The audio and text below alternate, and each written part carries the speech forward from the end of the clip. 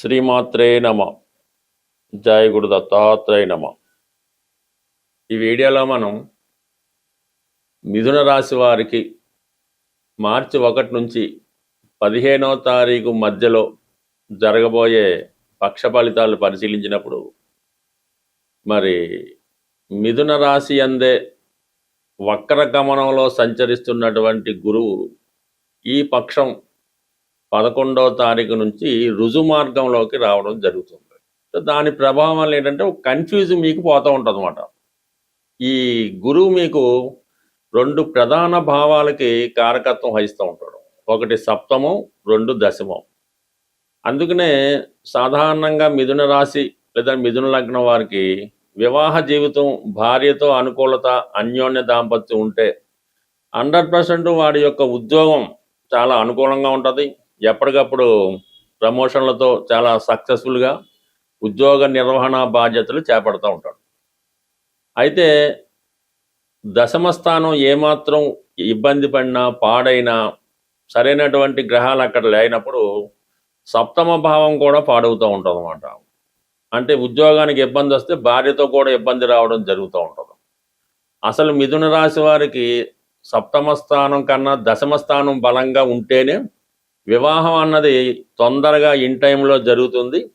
ఆ వివాహం అన్నది మీకు కొంతకాలం పాటు నిలబడుతూ ఉంటుంది. అందువలన వీళ్ళకి అటువంటి 2 భావాలకి కారకత్వం వహిస్తున్నటువంటి గురువు ప్రస్తుతం వక్రగమనంలో ఉండడం వల్ల కొద్దిగా కన్ఫ్యూజ్ ఉంటుంది. ఏదో పెళ్లి సంబంధం వచ్చినప్పుడు ఇది చేసుకుందామా, కొంతకాలం ఆగుదామా, ఇంకో సంబంధం వస్తుందా అన్నటువంటి సందిగ్ధత తొలగిపోయి ఖచ్చితంగా ఒక నిర్ణయానికి రావడం జరుగుతూ ఉంటుంది. అది పెళ్లి విషయంలో ఉంటుంది, ఉద్యోగ విషయంలో ఉంటుంది, అలాగే ప్లేస్ ఆఫ్ చేంజ్, మనకి బెంగళూరు కలిసి వస్తుందా, విదేశం కలిసి వస్తుందా, లేదంటే హైదరాబాద్ బెటరా అన్న నిర్ణయానికి కూడా ఒక కొలిక్కి రావడం జరుగుతుంటుంది.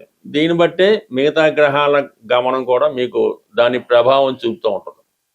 మరి ప్రస్తుతం ఇదే రోజున మనకి మార్చి 1వ తారీఖున శుక్రగ్రహం ప్రధానంగా మిథున రాశి వారికి శుక్రుడే బలమైన గ్రహం మాట. పంచమ వ్యయాధిపతిగా పంచమ స్థానాన్ని ఎక్కువ బలం వహిస్తుంటాడు కాబట్టి ఈ యొక్క కోణాధిపతిగా ఇప్పుడు దశమ కేంద్రంలోకి ఉచ్చ స్థానంలోకి రావడం జరిగింది. సో దానివల్ల ప్రస్తుతం వృత్తిపరంగా మీలో ఉన్నటువంటి టాలెంట్కి, ప్రతిభకి తగినటువంటి గుర్తింపు ఈ సమయంలో రావడం జరుగుతుంది. అక్కడ ఉన్నటువంటి శని భగవానుడితో కలయడం వల్ల ఏంటంటే మీకు స్త్రీలకి ప్రధానంగా ఉద్యోగ అవకాశాలు పెరుగుతాయి.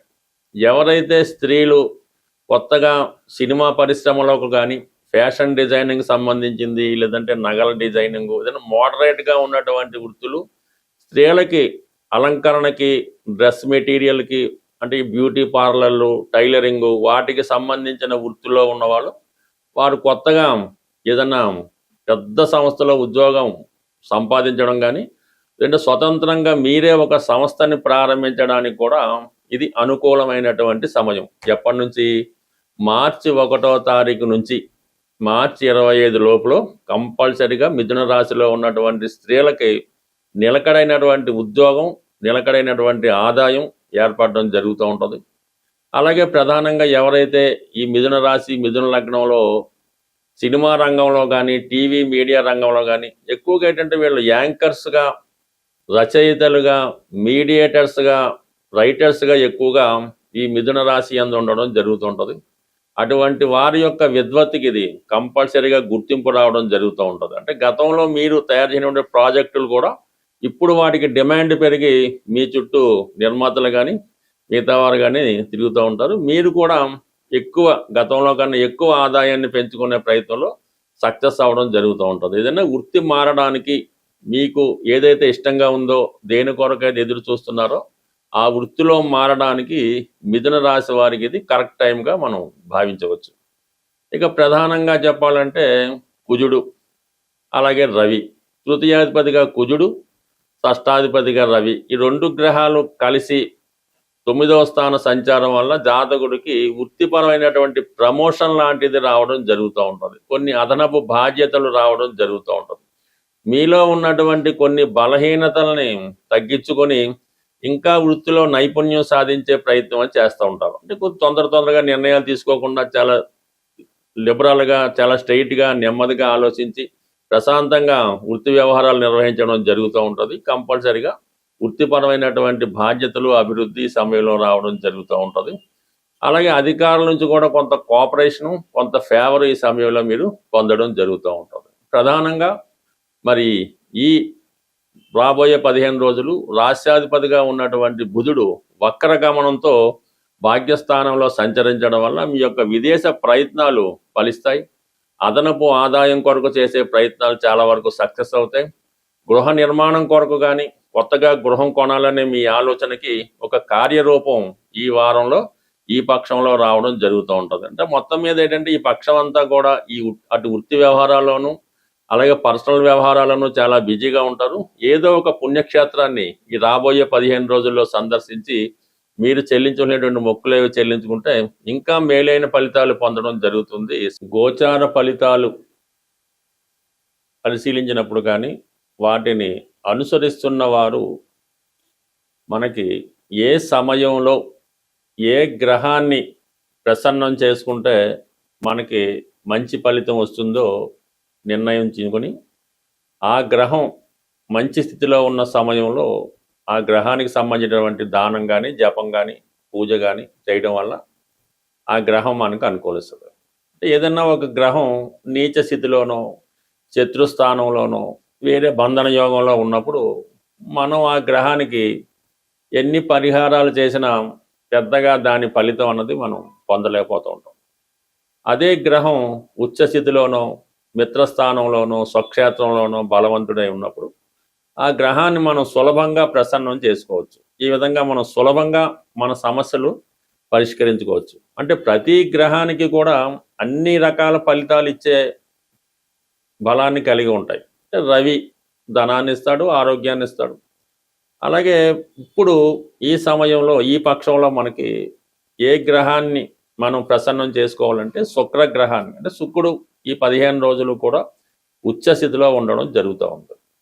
ఆ కారణం వల్ల ఏంటంటే మీరు శుక్రుని యొక్క కారకత్వాలు, శుక్రుడు అన్ని ఇవ్వగలడు, ఆరోగ్యాన్ని ఇవ్వగలడు, మృత సంజీవిని విద్య తెలుసున్నవాడు, అంటే మరణించిన వాళ్ళని కూడా బతికించగలడు. అంటే మరణం అంటే కేవలం ప్రాణం పోవడమే కాకుండా ఏ విధంగా వాడు జీవోత్సవంలో ఉన్నా తిరిగి ఐశ్వర్యాన్ని ఇచ్చో, ప్రాణం పోసో, శక్తినిచ్చో మళ్ళా జీవాన్ని నింపగలనమాట.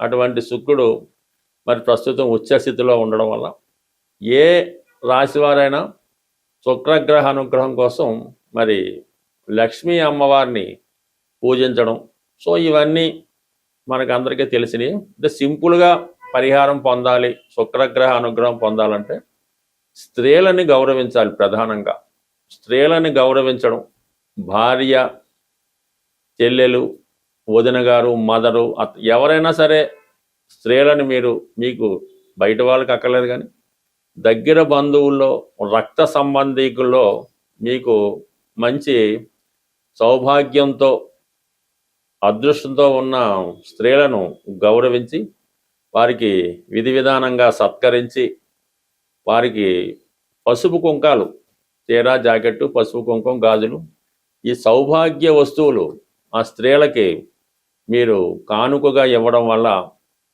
మరి అంటే వాళ్ళు అదృష్టంగా స్వీకరించాలి, వాళ్ళు మీ బాగును కూడా కోరుకోవాల్సి ఉంటుంది. అలాగే మనం ఎవరినైతే ఈ బహుమతులు సత్కరిస్తాం వాళ్ళు మీ యొక్క చెడును కోరుకుంటే మళ్ళీ ఇబ్బంది కలుగుతూ ఉంటుంది. ఈ విధంగా ఎవరైతే మీ యొక్క సత్కారాన్ని సంతోషిస్తారో, మిమ్మల్ని బాగుండాలని కోరుకుంటారో అటువంటి వారికి కనీసం 6 లేదంటే కనీసం 2 అయినా సత్కరించడం వల్ల కంప్లీట్గా మీరు శుక్రగ్రహ అనుగ్రహాన్ని సంపూర్ణంగా పొందడం జరుగుతూ ఉంటుంది. కాబట్టి మరి ఈ సమయంలో మీరు అలాగా సత్కరించవచ్చు. లేని పక్షంలో మరి శ్రీ సూక్తం కానీ, కనకదార స్తోత్రం కానీ, లక్ష్మీ స్తోత్రం కానీ పారాయణ చేయొచ్చు. లేదు ఇవన్నీ కుదరదనుకుంటే శుక్రవారం రోజు ఏదైనా అమ్మవారి ఆలయంలో, స్త్రీ దేవత ఆలయంలో ఎరుపు రంగు పుష్పాలు, గులాబీ పువ్వులు కానీ, మందార పువ్వులు కానీ ఒక 6, అలాగే 6 దానిమ్మ పళ్ళు